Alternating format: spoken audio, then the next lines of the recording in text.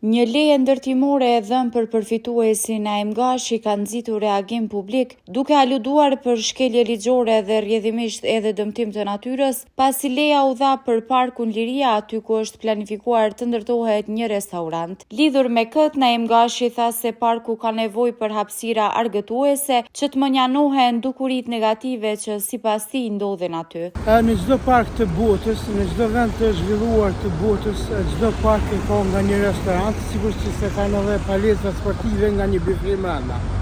Kjo është një logjistik që i ofron një komoditet qytetarëve që dalin për të relaksuar aty,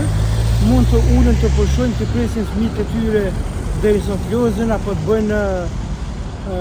edukatë fizike sistem dhe të ulen të hapin nga një kafe aty. Edhe nëse nuk e keni parë do të thotë jashtë vendit se zhvillohen parqe të tilla, keni mundësi të shihni edhe parkun e Gërmis, që edhe në Gërmi është një park, sepse është e domosdoshme që të jetë një vend atraktiv dhe një vend ku mund të gjithë qytetarët me ullë, me pushu dhe me pi një kafe ose ta marrë një shishe ujë ose diçka tjetër. Kjo parkun e Liris kam qenë iniciator që në vitin 2006, kur e kemi themeluar me si iniciativë qytetare, unë me disa qytetarë të Ferizajt kemi shpreh interesin dhe komuna e Ferizajt në atë kohë bordi drejtor dhe ka marrë vendim që të zhvillohet park. Me kalimin e kohës është parë që aty në park ndodhen disa dukuri negative dhe patjetër është dashur që të vendoset një vend si lloj bife, restorant, edhe si pikë vëzhgimi dhe dukurit negative të largohen vetiu nga aty, siç e dini ju, dukurit negative janë përdorimi i drogës dhe prostitucionit në atë vend, e që edhe ju jeni qytetarë të këtij vendi dhe nëse keni dalë mbrëmje keni mundësi me pas në këto dukuri negative. Kjo është e mirësore për gjithë qytetarët. Gashi thot se kundërshtimi i këtij plani po ndodh për shkaqe politike. Janë disa qytetarë të pak që mundohen të jenë kundër pushtetit aktual, do të thotë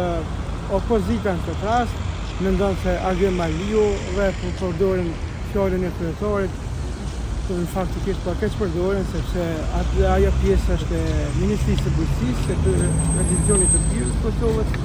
ku në vitin 2019 ka marrë pëlqimin për atë vend, pastaj janë zhvilluar procedurat normalisht, komuna e ka zgarritë lejen, ka bërë padinë në gjykatë, ka marrë vendimin në favor timin dhe të gjitha procedurat janë zhvilluar sipas planit dhe sipas ligjeve. Reagimet janë shumë të pakta, reagimet janë tendencioze dhe normalisht do të zhvillojmë punimin, do të ecim për zhvillimin ekonomik dhe zhvillimin e turizmit në komunën tonë, dhe se besoj që për gjithë qytetarët është më së domosdoshme dhe e nevojshme